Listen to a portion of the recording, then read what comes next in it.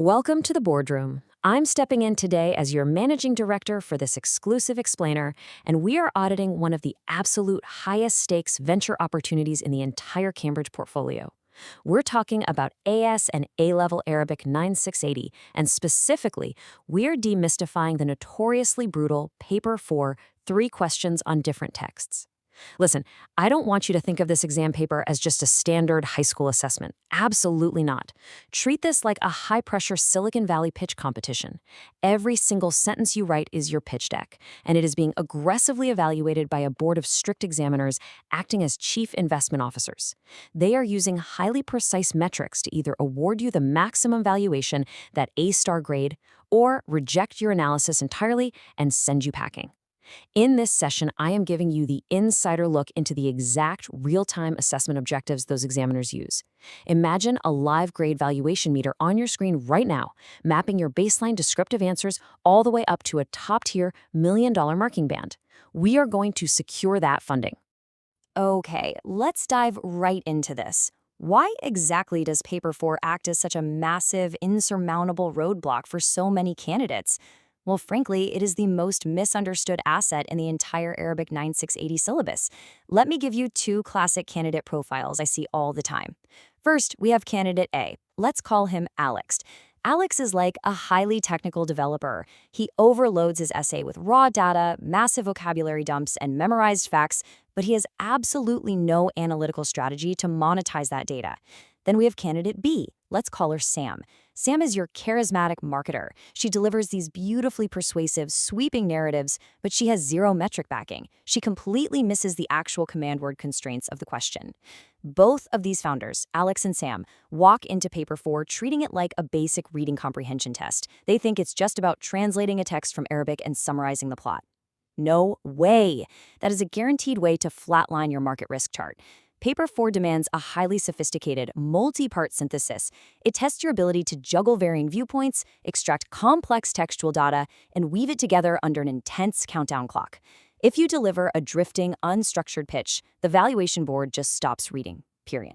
And look at this. Directly from the official principal examiner reports, we have a massive glaring liability. The examiners state, and I quote, "Candidates consistently confuse key terminology." Guys, this is an absolute deal breaker. Think of terminology as the core code of your infrastructure. A simple terminology crash here will completely destroy your grade valuation.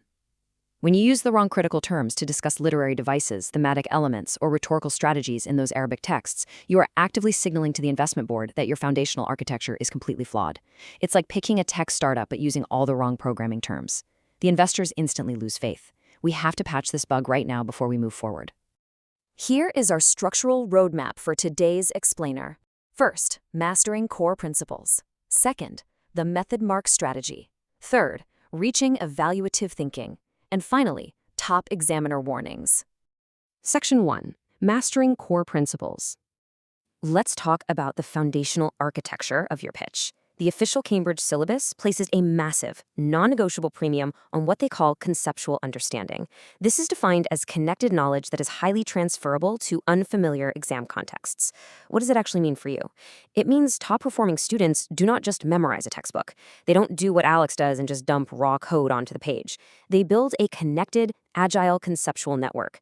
Imagine walking into the exam room and the board hands you a completely unfamiliar Arabic text. If your understanding is rigid and memorized, your valuation drops to 0. You can't adapt. But if you understand exactly why an author uses a specific tone or how structural choices drive a theme, you can deploy that analytical framework instantly, no matter what text they throw at you. Your knowledge has to be agile. Here is an instant, actionable metric boost for any extended response you write. Always define your terms before using them. If you are going to discuss the socio-political context of a passage or zero in on a very specific literary device used by the Arabic author, take a brief moment to establish what that means within the specific ecosystem of your argument. When you set these parameters early, the examiner knows exactly how you are building your logic string. It proves to the board that you aren't just throwing around buzzwords hoping something sticks. You actually own the architecture of your essay. It is a strict prerequisite for elite top band scoring. This brings us to your conceptual framework architecture: systematic analysis, evidence-based reasoning, precise definitions, identifying causal relationships, and cross-topic syllabus integration. I want to highlight that last one, cross-topic integration. The principal examiner reports explicitly state that candidates who reference cross-topic connections achieve significantly higher marks. This is where Alex and Sam need to merge their skill sets. Don't look at Text 1, Text 2, and Text 3 in isolation. They aren't standalone businesses. Connect them. How does the causal relationship established in the first text actively challenge or dismantle the perspective of the second text? Building these dynamic bridges demonstrates a senior-level mastery of the syllabus that literally commands the examiner to give you top-tier marks.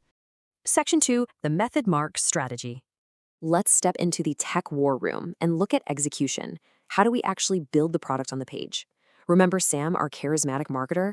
She writes these beautiful, sweeping paragraphs, but ignores the data. She completely ignores the command word constraints. If the question specifically commands you to analyze and you just describe, your score crashes immediately. You must run this 5-step procedural framework chronologically. 1.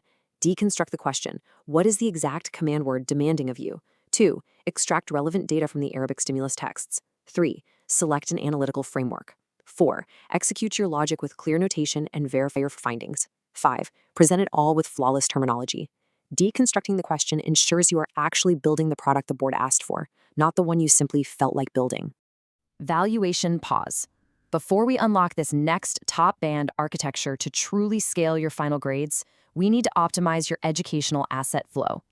Take a second right now to subscribe to Ace the Exams and turn on all notifications so you never miss our weekly high-yield strategy drops, whether you are hacking exams at IGCSE, O-levels, or AS and A-levels. Okay, we are back, and we just hit a system bug.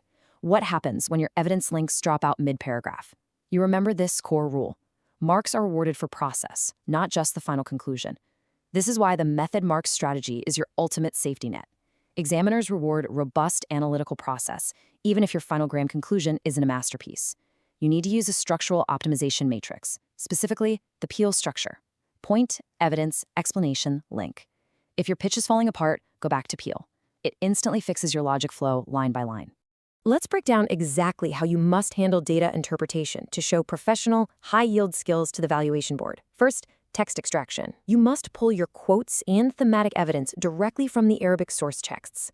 No vague, sweeping references. Second, relationship interpretation. Connect your causal data points with absolute clarity. Don't just give me a surface-level read saying text A is somewhat sad, while text B is happy. That's amateur. You need to explain exactly how the author's stylistic syntax choices in text A engineer a sense of despair that fundamentally contrasts with the rhetorical optimism structurally embedded in text B. Finally, conclusion drawing. Lock in your evidence-based final decisions. Your conclusion should never be a surprise plot twist. It needs to be the mathematical inevitability of the evidence you just spent the last 3 paragraphs analyzing.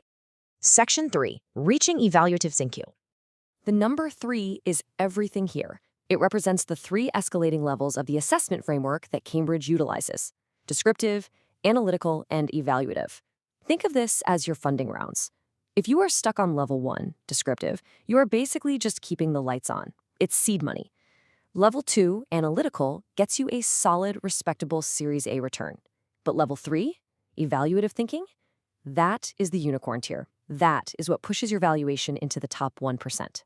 All right, let's do a live compliance audit right now. I'm handing control over to you. We are going to contrast basic descriptive writing against elite evaluative analysis. This is our rapid market scan challenge. Descriptive writing just tells the examiner what is sitting right there in the text. Something like, the author uses metaphors to describe the city. Look at that. That is an incredibly low-value summary. It's just stating a fact. Elite evaluative analysis, however, tells the examiner how effectively the text achieves its goal and, crucially, why it matters to the broader theme. An elite response says, the author's reliance on industrial metaphors not only emphasizes the mechanical nature of the city, but effectively alienates the reader, perfectly mirroring the protagonist's own sociocultural isolation. Boom! Do you see the massive difference in valuation there? The evaluative approach scales the grade exponentially because it actively passes judgment on the effectiveness of the text using hard verifiable evidence. So how do we systematically build that elite response? To hit that top valuation, you need to incorporate 3 specific elements: questioning assumptions, considering different perspectives, and justifying decisions with evidence. Now for challenge 2, identify the compliance liability. Think about how most candidates write. They just accept whatever the text says at face value. That is a huge liability. To secure an A-star, you literally have to challenge the source data. A top-tier candidate steps back and says, well, while Text 1 assumes that modernization inevitably leads to social fracture, Text 3 offers a highly compelling counterperspective, suggesting instead that, right there, that is evaluative thinking in action. You are orchestrating a complex debate between the texts, and you are positioning yourself as the master adjudicator of that debate. So, the absolute crucial point to take away here is that auditing your evidence quality is what ultimately secures your final valuation margin. You have to aggressively interrogate the text. Look at the limitations. What does the Arabic text deliberately fail to show? Spot the assumptions. Are there implicit cultural or political biases baked into the author's phrasing? Provide alternatives. How else could this exact same quote be interpreted by a different demographic? And finally, measure the impact. How did these specific limitations fundamentally alter our final conclusion? When you run your source data through this exact matrix, your pitch becomes utterly bulletproof. Section 4. Top Examiner Warnings. We are entering the liability audit phase. I want to completely bulletproof you against the most common exam traps out there. Let's rapid fire through the exact top 3 warnings pulled straight from the principal examiner reports for paper 4. Warning number 1. Using the wrong approach for the context. This happens when a candidate completely misreads the room and applies a highly emotional, poetic analysis framework to a piece of dry, objective journalistic prose. It's a total mismatch. Warning number 2.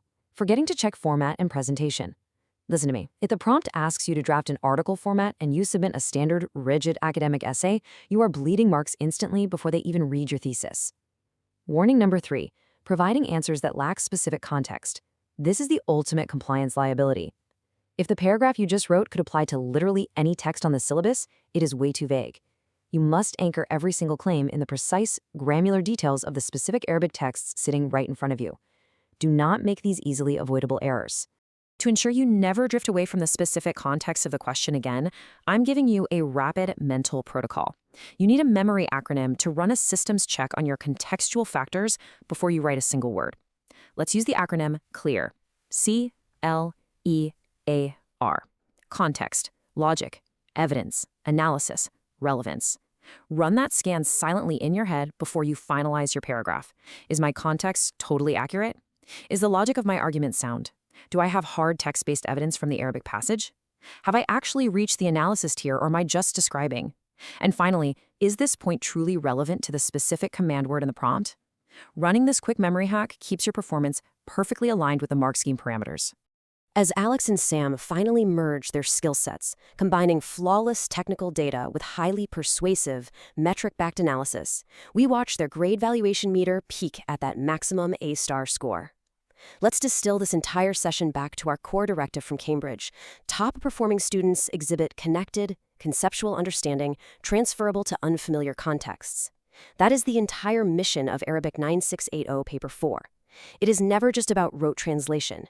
It is about proving to the valuation board that you possess a sophisticated, agile mind capable of deconstructing complex Arabic texts, evaluating fiercely competing perspectives, and delivering a structurally flawless, highly persuasive argument under pressure. Master the 3-step question scan to decode the prompt.